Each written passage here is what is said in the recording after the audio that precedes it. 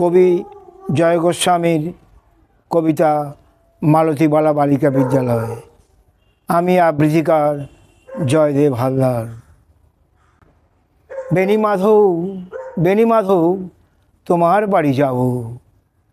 বেণীমাধব তুমি কি আর আমার কথা ভাবো।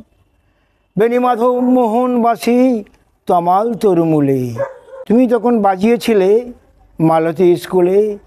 ডেস্কে বসে অঙ্ক করি, ছোট্ট ক্লাস ঘর। বাইরে দিদিমণির পাশে দিদিমণির বর।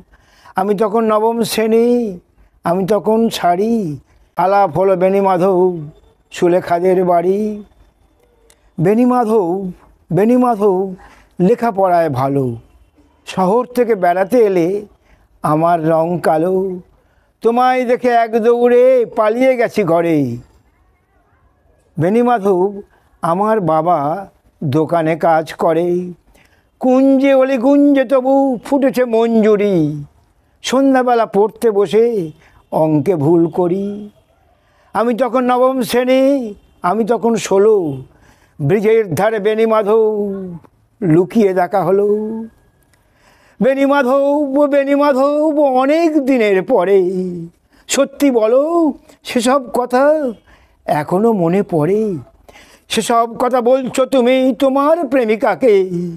আমি কেবল একটিবার তোমার পাশে থাকে দেখেছিলাম আলোর নিচে অপূর্ব এক আলো। স্বীকার করি দুজনকেই মানিয়েছিল ভালো।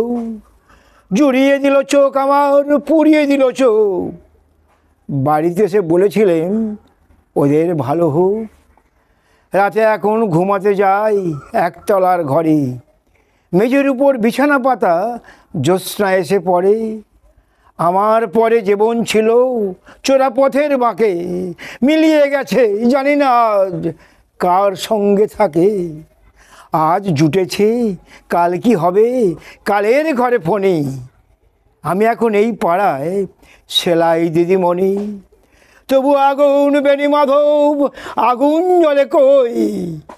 কেমন হবে আমিও যদি নষ্ট মেয়ে হই। নমস্কার।